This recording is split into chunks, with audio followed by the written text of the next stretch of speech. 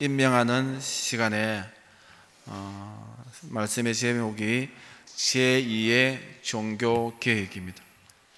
제1의 종교개혁에 대해서는 여러분 너무나도 잘 알죠. 칼빈이나 루터 등에 의하여서 하나님의 교회가 교권에 휘말리게 되고 진리가 소멸되고 왜곡되고, 그래서 말씀으로 돌아가고 진정한 교회가 교회답게 복음으로 돌아가는 역사가 운동이 있었습니다. 그렇게 해서 잘못된 타락한 중세교회로부터 우리 개신교회가 탄생했던 것을 볼 수 있습니다. 그러면은 제2의 종교개혁은 뭘까요? 여러분 들어보셨죠? 제2의 종교개혁, 김원규 목사가 경주 전원교회에서 출발하여서 하는 계획일까요? 이 계획은 어떤 계획일까요? 여기에는 중요한 단어가 있는데 한번 읽어볼까요? 방금 나왔던 까만 글 시작. 평신도 목회 시대. 자막이 평신도 목회 시대입니다. 평신도 목회 시대. 이 평신도 목회가 제2의 종교 개혁에 가늠하는 그런 중요한 일이 됩니다. 왜 그런가 하는 것에 대하여서 제가 함께 말씀을 나누고 설명을 드리려고 합니다. 평신도 목회, 이 말은 무슨 말이죠? 전임 목회자, 이렇게 목사로서 안수받은 목회자가 목회를 하지만은 혼자 할 수 없는 겁니다. 그래서 모든 평신도 사역자들이 오늘 임명을 받았죠. 저마다 목회자의 마음과 또 소명과 사명을 가지고 열정과 관심을 가지고 하나님의 교회를, 하나님의 나라를 세워나가는 일, 평신도들이 목회적인 사역을 감당하는 것, 이것이 평신도 목회 시대죠. 여러분, 이 평신도 목회는 하루아침에 생겨난 것이 아니라 성경에서 출발하는 것입니다.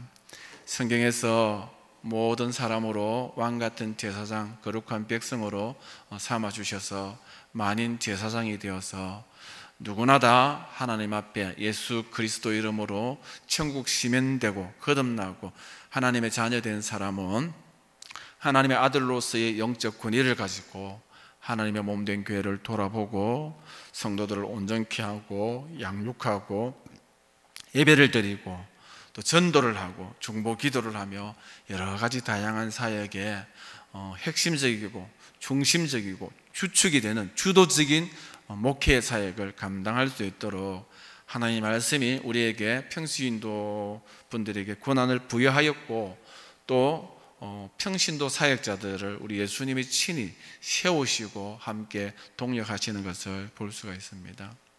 여러분, 300년 AD 300년까지는 이런 모습들, 평신도 사역이 막 활발했는데, 어디에서 평신도 사역과 전임 교육자, 목회자의 사역이 이렇게 분리가 되느냐면, 이렇게 중심적으로 막 두드러지게 표가 나느냐 하면은 BAC 4세기에, AD 4세기 주 4세기에 콘스탄틴 대제가 기독교를 이렇게 국교화합니다. 로마의 국교화하고 전 세계가 기독교회가 되죠. 그러면서 교회의 재산도 인정해주고 교회 재산을 이렇게 되돌려주고 교회에 힘을 실어주죠.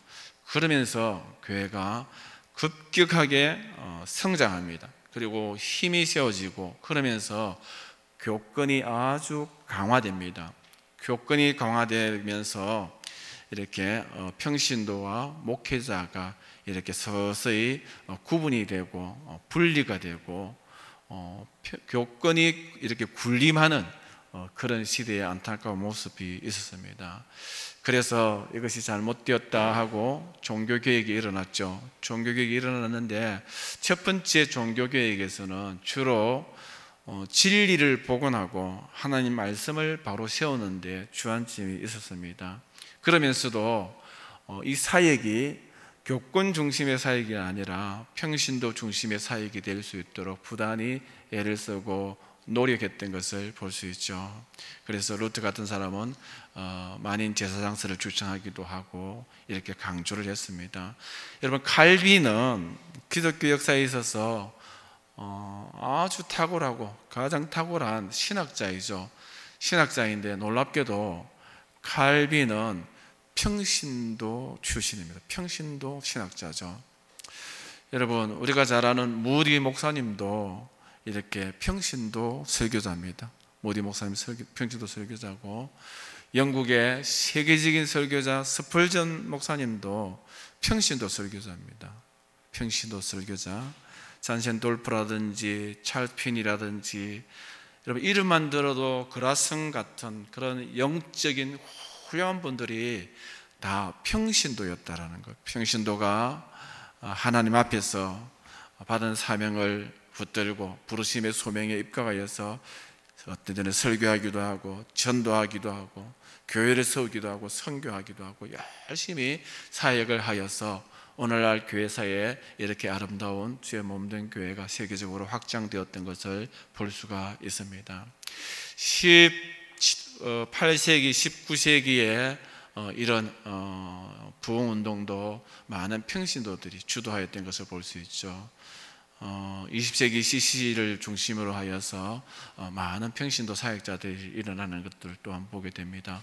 오늘 21세기는 평신도 사역 시대라고 이야기합니다. 선교사님들도 이렇게 전문인 선교사님들이 갔을 때에 어려움이 많습니다. 그리고 이렇게 배척을 많이 당하죠. 그래서 이렇게 의학이나 컴퓨터 기술이나 예술이나 여러 가지 자기의 은사의 직종을 가지고 이 직업을 가지고 선교지에 침투하여서 거기에서 선교 사역을 감당하는 분들이 더 효과적이고 사역을 잘합니다.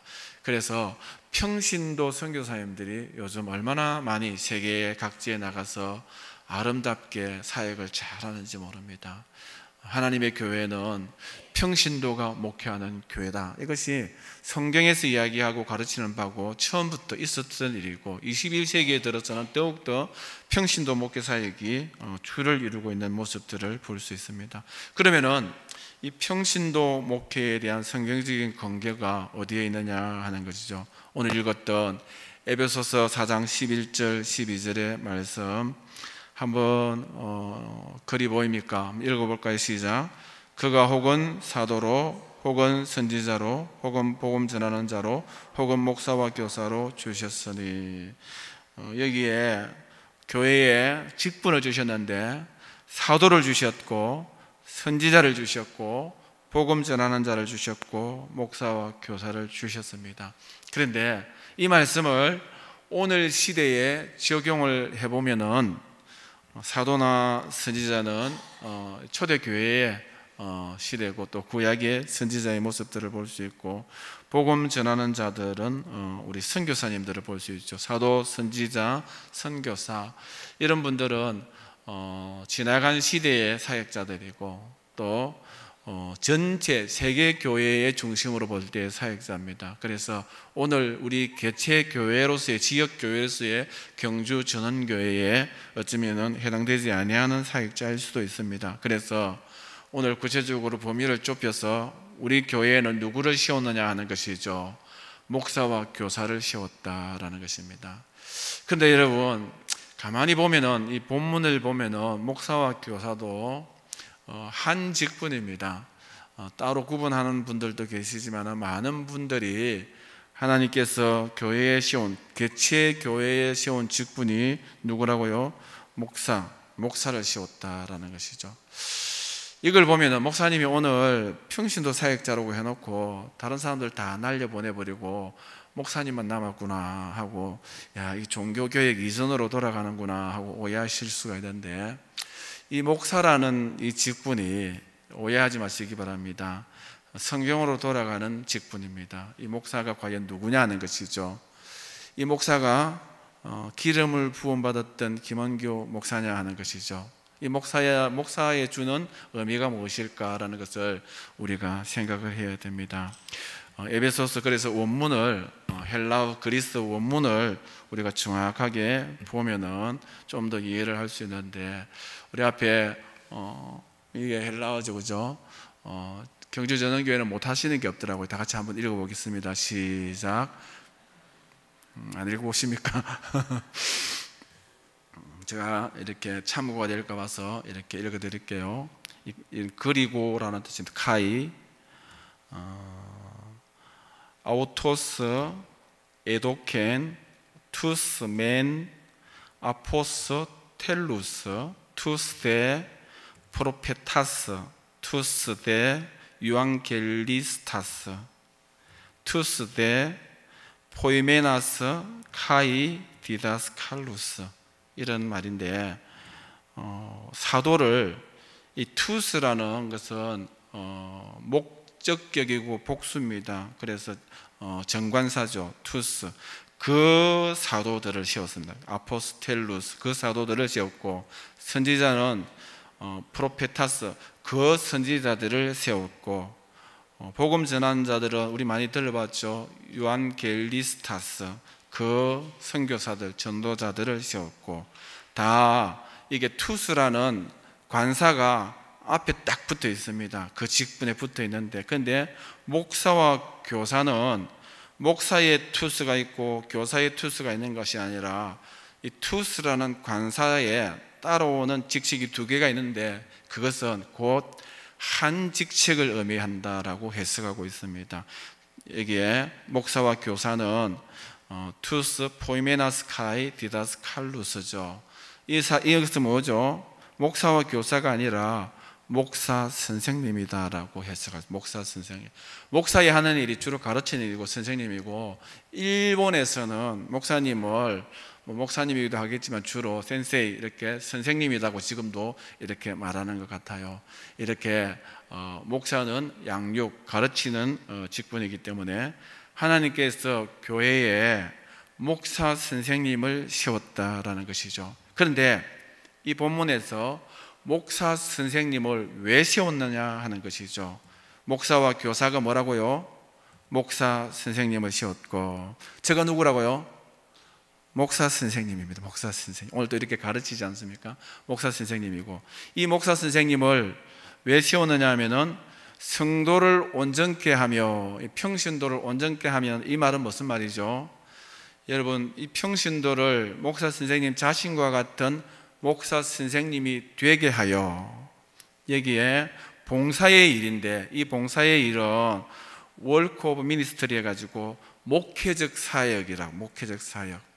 여러분, 저가 존재하는 것은 저 혼자 목사 선생님이 되는 것이 아니라, 저를 닮은, 저와 같은, 똑같은 역할을 감당할 수 있는 다른 목사 선생님을 양육하고, 또 이렇게 잘 가르치고 훈련하여서 그분들로 하여금 무슨 일을 하게 한다고요? 봉사의 일, 목회적 사역을 감당하게 하기 위하여서. 교회에서 하는 일들이 다 목회적 사역 아닙니까? 그래서 혼자 하는 것이 아니라 목사가 다른 평신도 목사님을 세워서 그분들과 더불어 교회의 전반적인 목회적 사역을 하기 위하여서 목사도 세우고 평신도 목사님들도 세우고, 그리고 평신도 목회자들을 통하여서 이렇게 사역을 하게 하는, 교회의 목회적 사역을 하게 하는 것이 이 말씀의 가르침이고 교훈입니다. 그래서 어떤 교회나 어떤 분들은 좀 체질이 안 맞을 수가 있는데, 이렇게 가정교회를 하는 교회들이 있죠, 그죠? 거기에서는 목사가 있고, 가정교회에 이렇게 구역장 되는 그분을 뭐라고 하죠? 목자라고 합니다. 목자라고 하고, 그 아내가 목자를 도와서 아내가 역할을 감당하는데, 그 아내를 뭐라고 하죠?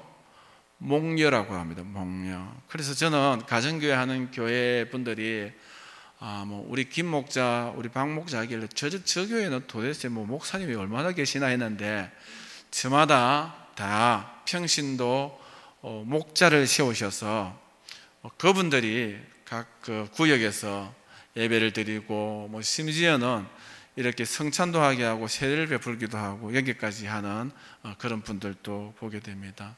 아무튼 교회는 목회자와 평신도 목회 사역자들을 통하여서 함께 목회적 사역을 하는 것이 교회고, 또 성경은 그것을 우리에게 가르치고 있습니다.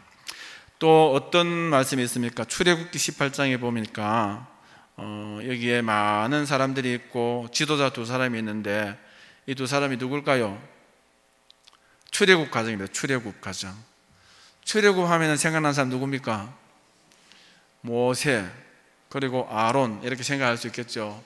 그런데 오늘 이 자리에는 모세와 모세의 장인의 이름이 뭐죠? 이드로입니다. 이드로. 모세와 모세 장인 이드로가 있는데, 옆에 이드로가 모세에게 이야기합니다. 여보게, 혼자서는 너무 힘들다, 지치고 번아웃 된다, 나가 떨어진다는 거예요. 못한다는 거예요. 혼자서 이 많은 사람들, 어떤 사람은 산출하기를 1만 명이 된다, 1천만 명이 된다라고, 출애굽 인원이 어떤 사람은 200만 명, 250만 명 하는데, 어떤 사람은 산출 근거를 내어서 1만 명에 해당된다라고 하는 사람들도 있어요. 이렇게 많은 사람들이 있는데, 이 많은 사람들을 어떻게 모세 한 사람이 할 수 있겠습니까? 이것은 하나님께서 기뻐하지 않는 일이죠. 그래서 그 장인을 통하여서 지혜롭게 하나님께서 이 일을 분담할 수 있게 하시는 것을 볼 수 있는데, 그렇게 해서 세운 사람이 누구죠? 성경 말씀이 기억이 납니까? 장로님들을 70장로님, 이게 지금 몇 개죠? 70개입니다. 70인 장로를 세워서 사역을 감당하게 합니다. 조직을 하죠. 그래서 한 사람의 장로가 천부장 10명을 거느리죠. 10명을 돌아보고 섬기고 관리를 하게 합니다. 10명. 그러면은 한 사람의 장로 밑에 천부장이 10명이면은 한 사람이 얼마나 해당되죠? 10,000명에 해당됩니다. 10,000명. 그러면 70장로면은 70만 명이 되죠. 성경에 계수하는 걸 보면은 20세 이상 남자를 계수할 때 그 정도 된다는 것이죠. 그래서 항상 이스라엘에서는 계수할 때에, 너무 죄송합니다, 아이들과 여자는 숫자에도 아니었다는 것이 너무 안타까운 일이죠. 그래서 5,000명을 먹였다라는 것은 거기에 아이들과 여인들과 어르신들 다 포함됐다는 것, 더 많은 숫자라는 걸 생각이 됩니다. 이렇게 되면 전체 출애굽 여정에서의 이런 신학적으로 학자들이 이야기하는 숫자와 통계가 거의 비슷하다는 것을 우리가 가늠할 수 있습니다. 그러면은 이 천부장이 있는데, 천부장 아래에 천부장이 돌아볼 수 있는 사람이 백부장이죠. 백부장 10명이 있습니다. 10명이 있어서 천부장이죠. 그죠? 그리고 백부장은 그러면은 10부장을 몇 명 둬야 되죠? 백부장은 50부장 2명을 둡니다. 50부장을 2명을 두고, 50부장은 10부장 5을 두고, 10부장은 일반인 10명을 두고, 이렇게 해서 조직을 하고 분배하여서 이렇게 잘 출애굽 여정을 나아가게 했던 것을 볼 수 있습니다. 이것이 하나님의 마음이고 하나님의 지혜고 하나님의 뜻이고 가르침입니다. 모세 혼자서는 할 수 없다는 것을 나누어서 분담하여서 더불어 함께 하라고 성경은 우리에게 가르쳐 주고 있죠. 한 사람이 10명 이상 넘으면 부담이 됩니다. 예수님도 12제자를 두신 것을 볼 수 있죠. 그 중에 한 사람이 이렇게 이탈하고 이런 안타까움을 보게 됩니다. 그리고 소그룹을 두게 되는 것을 볼 수 있습니다. 이렇게 성경에 출애굽 여정에도 이렇게 지도자가 모든 일들을 혼자 하는 것이 아니라 나누어 할 수 있게 하시는 것을 볼 수 있습니다. 예수님도 12제자를 두고 둘씩 짝을 지어서 70전도대를 보내고 많은 사역자들을 예수님께서 세워나가는 것을 볼 수 있고, 초대교회에도 이렇게 장로님들과 또 집사님들을 세워서 일을 나누어 하게 하는 모습 볼 수 있습니다. 그래서 21세기에 들어서 잠자는 평신도를 깨워서 평신도로 하여금 목회적 사역을 감당하게 하고 함께 나누어서 더불어 하게 할 것에 대하여서 이렇게 강조하고 많은 부분들이 일어나는 것을 볼 수 있습니다. 교회에는 여러분 다양한 사역이 있습니다. 둥근 사역, 네모난 사역, 뭐 각인한 사역, 세문안 사역 여러 사역들이 있는데 중보기도와 또 지역을 돌아보는 사역과 또 교회 건물을 돌아보는 사역과 성도를 돌아보는 사역과 예배를 담당하는 사역과 오늘 발표했던 것처럼 다양한 사역이 있는데 이 모든 사역을 어느 특정인 한 사람, 전임 사역자 한 사람이 하면은 그리고 모든 평신도들은 바라만 보면은 그 교회는 아름다운 교회일 수 있고 없고 역동적인 교회일 수 없고 성장할 수가 없습니다. 그래서 모든 사역은 전임 사역자와 도우는 사역이 있어야 됩니다. 전임 목회자 사역이 있고 평신도 사역자가 도와야 되겠죠. 뿐만 아니라 오늘 주로 부장님들이 임명이 되는데 부장님이 임명되면은 이 전임 부장이 있으면 그 옆에 도우는 평신도 함께 더불어 사역하는 사람이 이렇게 같이 맞잡고 맞들고 사역을 해야 됩니다. 모든 사역은 이렇게 같이 더불어 사역할 때에 사역이 온전할 수 있고 열매를 맺을 수 있습니다. 사역은 동력되어야 한다. 한번 따라할까요? 사역은 동력되어야 한다. 하나님의 일은 서로 나누어서 함께 짐을 지어야 된다, 그 말씀입니다. 그죠? 그래서 전임 목회자가 있는가 하면은 평신도 목회자가 있어서 함께 더불어 사역해야 되는 것이 오늘 말씀의 가르침이고 주님의 뜻입니다. 주님이 이것을 볼 때에 기뻐하시고 시원하시다라는 것이죠. 만족하신다라는 것입니다.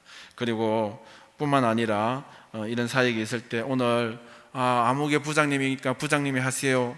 전임 부장님이 있는가 하면은 부원 역할을 해, 우리 성도님들이 임명은 되지 않았지만은 그 부분에 은사가 있는 분이 부원 역할을 해서 부장님을 도와서 그 사역을 잘 감당해야 됩니다. 안 그러면은 교회를 관리하고 보수 유지하고 차량을 보수 유지하는 부장님이 조만조 집사님인데 또 이렇게 우리 한 집사님 도와서 함께 하는데 그 일은 조 집사님이 하시는 일이니까 알아서 하세요 이렇게 하면은 어떻게 되겠습니까? 이렇게 책임을 맡아서 하는 분이 있으면 함께 더불어 세우는 함께 역할을 감당하는 분들이 있어서 일들을 잘 감당할 수 있다는 것이죠. 시편에 보니까 내 우편을 살펴보니 나를 아는 자는 없고 편안처도 없고 내 영혼을 돌아보는 자가 없나이다. 아무도 없으면 얼마나 고독하겠습니까? 목회자가 여러분 경주전원교회 와서 섬기는데 주변에 아무도 없고 이런 이야기는 한 번씩 들었어요. 이제 목사님 오셨으니까 목사님 하세요. 이런 이야기 들을 때마다 쿵쿵 고독함이 쿵쿵 밀려옵니다. 이제 목사님 오셨으니까 알아서 하세요 이렇게 하면 얼마나 섭섭하고 얼마나 슬프겠습니까? 오늘 주보에 보니까 부장님이 쉬었는데 부장님이 쉬었으니까 알아서 하세요 이러면은 그 부장님이 얼마나 힘들겠습니까? 혼자서는 못하죠. 혼자서는 고독하고 힘듭니다. 여러분 하나님께서 제가 기뻐하고 사람이 기뻐하는 걸 떠나서 하나님께서 복 주시는 사람은 어떤 사람일까요? 아이고 집사님 올해 큰 일을 맡았대요. 부장님이시네요. 부장님 축하합니다. 그런데 내가 그 일을 조금 알거든요. 내가 올해 도와줄 테니까 걱정하지 마세요 하면은 그게 하나님 앞에서 우리 주님께서 얼마나 귀하게 여기시고 아름답게 여기시겠습니까? 제가 모든 분들이 다 함께 동요하시기를 바랍니다. 제가 전에 우리 경주전원교회에 각 부서장이 있었는가 이렇게 여쭤보기도 했어요. 그리고 제가 왔을 때 각 부서에 이렇게 특별하게 맡은 분들이 이렇게 어떤 일을 맡았다 이렇게 임명되어서 그 일은 내 일이다 하고 이런 게 잘 구분이 없는 것 같더라고요. 그래서 제가 조금 고민은 되었어요. 경주전원교회의 특징은 하나님의 교회면은 전체가 유기적으로 이렇게 알아서 유기적으로 잘 하시더라고요. 니네 할 것 없이 어떤 일이 있으면 다 덤벼서 그 일을 잘 하는 것을 제가 보았습니다. 그래서 새해에도 임명하는 것보다 유기적으로 하는 게 어떨까? 어떤 일이 있으면 그냥 뭐 다 가서 하고 이런 것도 괜찮겠다는 마음이 들었어요. 또 한편으로는 그래도 하나님 교회가 체계적으로 세워가기 위해서는 역할이 분담되고 조직이 서야만이 하나하나 이렇게 세워져 가지 않겠느냐 이런 마음에서 또 조직을 세우고 오늘 임명하기는 합니다.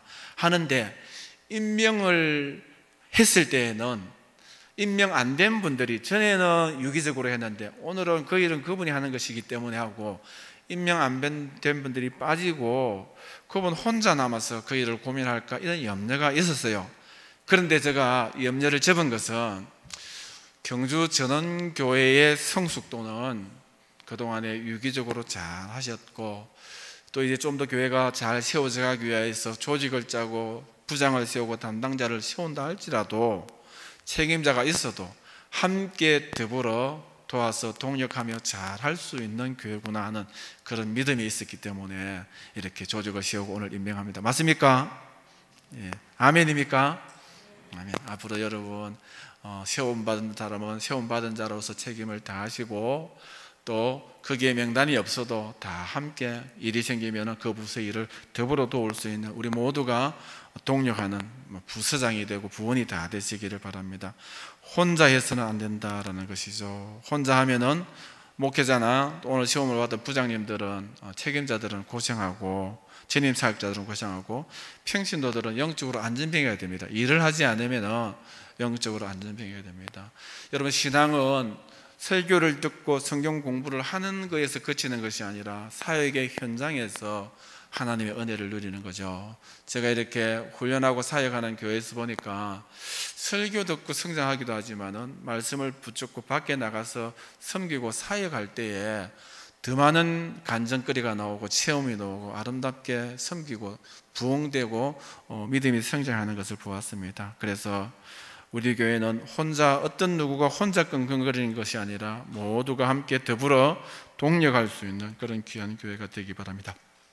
21세기 이제 2018년이 밝았는데, 이 2018년에는 목회 패러다임이 생각이 바뀌어야 됩니다. 전통적인 사고는 목사는 목회자의 소명을 받았다. 목사는 목회자의 소명을 받았다. 이게 전통적인 생각이죠. 그런데 이제 성경적인 가르침에 따라서 이제 깨어나야 되고 생각을 바꿔야 되는데, 새로운 사고는 모든 평신도도 목회자의 소명을 받았다라는 것이죠. 성경은 평신도들이 목회자적 소명을 가지고 목회적 사역을 하게끔 하는 것이 성경의 가르침입니다. 전통적인 사고는 평신도는 목사가 받은 하나님의 사명을 수용하도록 목사를 돕는다. 목사님이 총대 메고 앞장서고 우리는 조금 도울게요, 이렇게 생각할 수 있습니다.